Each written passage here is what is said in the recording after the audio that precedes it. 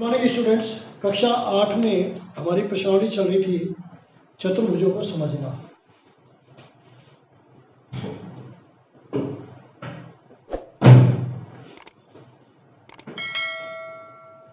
चतुर्भुजों के बारे में ये प्रश्नावली चल रही थी।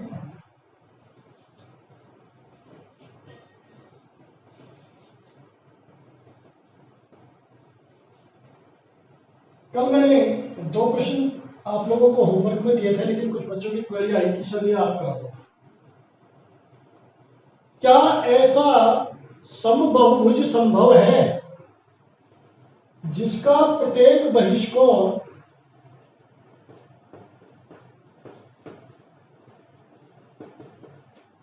22 डिग्री है?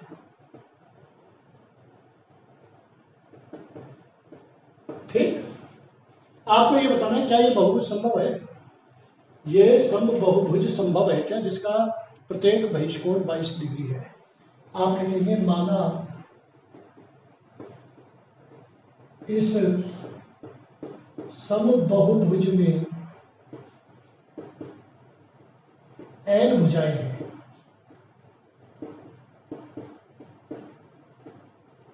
तो n भुजाएं हैं तो बहिष्कोण कितने होंगे? n।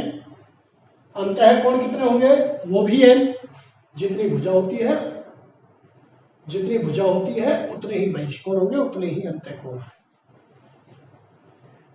अतः बहिष्कोणों की संख्या भी हो गई n। तो n बहिष्कोण का मान, कुल बहिष्कोणों का कुल मान कितना होता है? बहिष्कोणों का कुल मान, बहिष्कोणों का कुल योग 360 डिग्री होता है। तो प्रत्येक बहिष्कोण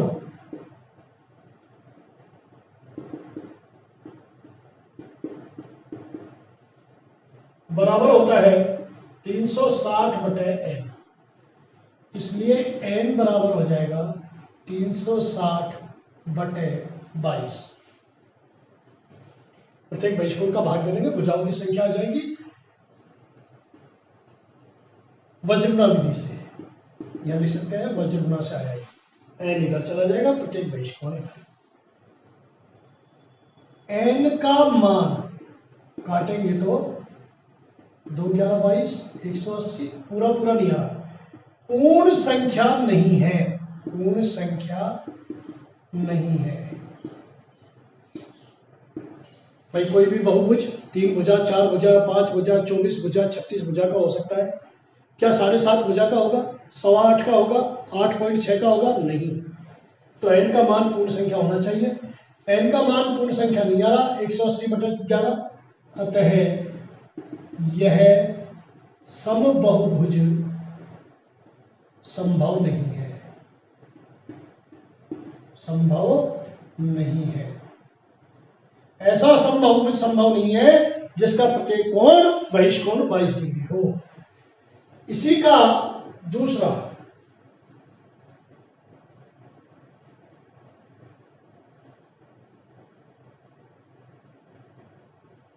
क्या यह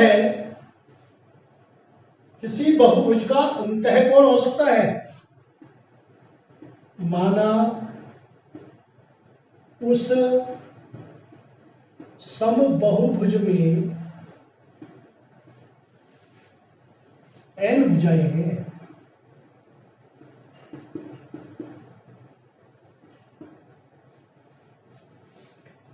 प्रत्येक अंतःकोण, इसको अंतःकोण वाले सूत्र से भी कर सकते हैं, बहिष्कोण से भी। बहिष्कोण वाला आसान पड़ेगा।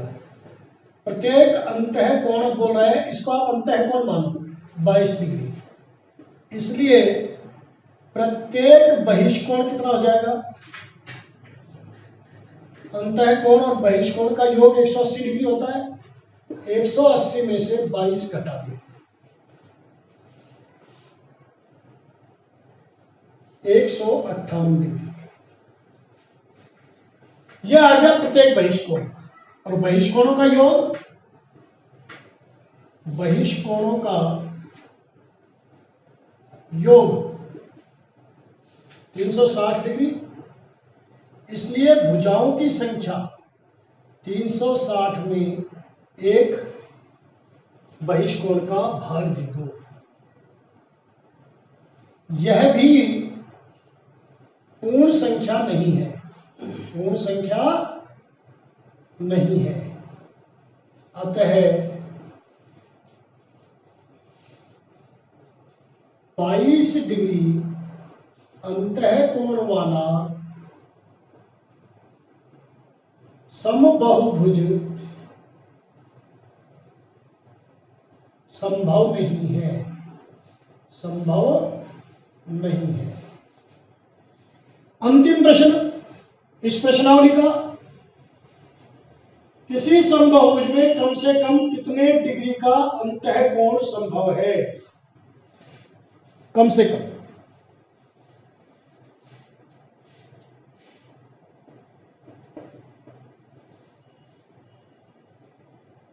सबसे कम भुजाओं वाला समबाहुभुज कौन सा होता है? समबाहु त्रिभुज होता है।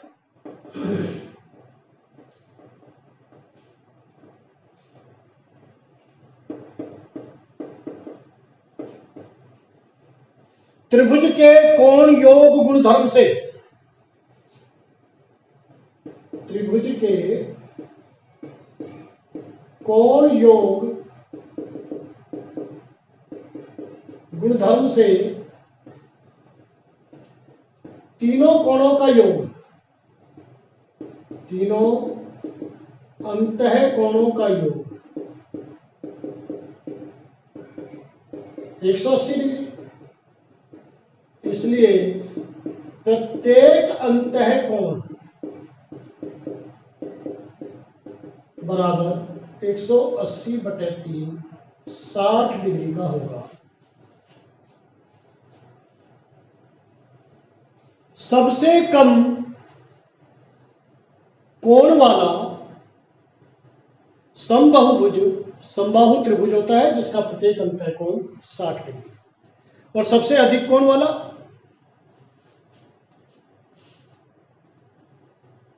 इसका संगत साथ वाला बहिष्कोण बराबर हो जाएगा 120 डिग्री। तो समबाहु त्रिभुज का प्रत्येक बहिष्कोण कितना हो गया? 120 डिग्री। ये वो सबसे बड़ा कोण है जो किसी भी समबाहुभुज का संभव है। ओके, ये प्रश्नावली हमारी समाप्त हुई। अभी मैं आपको एक दो बातें बताता हूं जो कि इंपॉर्टेंट भी है, आपको आनी भी चाहिए, और ये बातें फिर पिछली कक्षाओं की बड़ी कक्षाओं में साधारणतया रिपीट नहीं की जाती है। सभी चीजें रिपीट कराना संभव होता भी नहीं है और ना इतना समय होता है। इसलिए स्टेप बाय स्टेप आपको इन चीजों को समझना भी है, याद भी रखना है, और हो सके तो सूत्रों की कॉपी भी बनाना। अब तक की कक्षाओं में आप वर्ग और आयत पढ़ चुके हैं।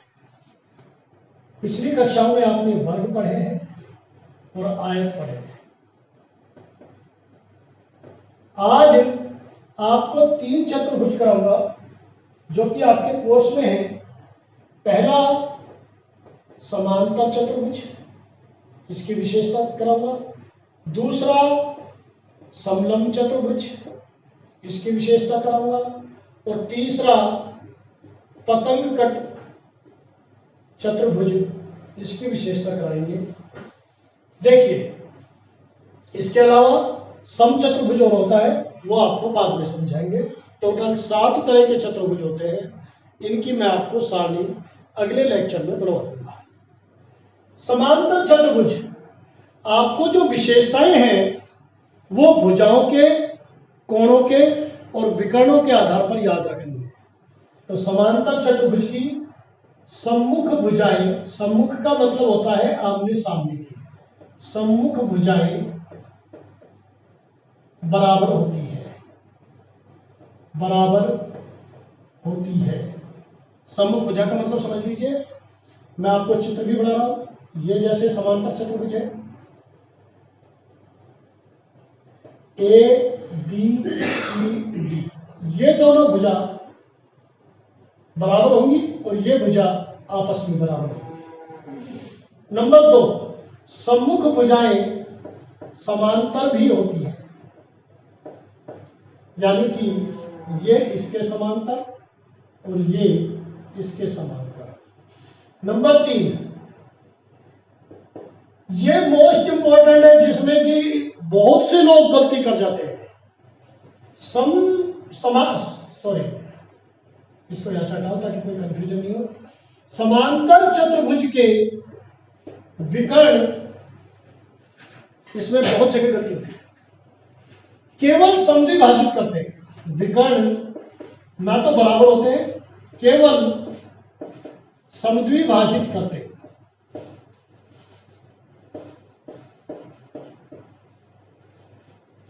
अर्थात एक दूसरे को आधा आधा कर देते हैं प्रतिच्छेदन बिंदु से। इसका मतलब क्या हुआ? OA बराबर OC और OB बराबर OD, बस, इसके अलावा कोई विशेषता नहीं। सम्मुख कोण बराबर होते हैं, कोण के आधार पर सम्मुख कोण समान होते हैं। इसका मतलब समझ लीजिए, अगर यह विकर्ण कर्ण का चतुर्भुज है, विकर्ण नहीं है, विकर्ण हटा दिए गए, तो क्या हो जाएगा? कोण A बराबर कोण C और कोण B बराबर कोण D। और अंतिम, वैसे तो बहुत सारी विशेषताएं हैं। आसन्न या संलग्न कोणों का योग, आसन्न कोणों का योग 180 डिग्री होता है। A प्लस B बराबर 180 डिग्री, B प्लस C बराबर 180 डिग्री, C प्लस D बराबर 180 डिग्री और D प्लस A बराबर 180 डिग्री। ये विशेषताएं महत्वपूर्ण विशेषताएं, बहुत ही महत्वपूर्ण विशेषताएं। समलंब चतुर्भुज की केवल एक ही विशेषता है, सम्मुख भुजाओं के कितने जोड़े हैं? 2। सम्मुख भुजाओं के युग्मों में, जोड़ों में कोई एक युग्म समांतर होता है, बस, इसके अलावा कोई विशेषता नहीं, समांतर होता है। पतंगकट चतुर्भुज दुनिया का सबसे कठिन चतुर्भुज है। इसकी विशेषता कई जगह बहुत से लोगों को नहीं मालूम। समझिए क्या क्या है। आप ये मत कहें सर पतंग उड़ाना तो हमको आता है, हम तो जानते हैं, लेकिन इसकी विशेषता काफी डिफिकल्ट है। देखिए, आसन्न भुजाओं का एक युग्म बराबर होता है, ये इसके बराबर है, इसके नहीं। आसन्न भुजाओं का एक युग्म बराबर होता है। सम्मुख कोणों का एक ही जोड़ा बराबर मिलेगा, दूसरा नहीं। विकर्ण एक दूसरे को 90 डिग्री पर काटते हैं, समद्विभाजित नहीं, काटते हैं, और केवल एक विकर्ण समद्विभाजित होता है। इन विशेषताओं के कारण यह चतुर्भुज बहुत डिफिकल्ट है। ये भुजा इसके बराबर होगी, ये इसके बराबर होगी, विकर्ण 90 डिग्री पर होगा, और ये वाला विकर्ण समद्विभाजित होगा, दूसरा समद्विभाजित नहीं होगा। Thank you very much. ये आज के तीनों चतुर्भुज हुए। कल मैं आपको 7 चतुर्भुजों की विशेषता की सारणी बढ़वाऊंगा। Okay, thank you very much.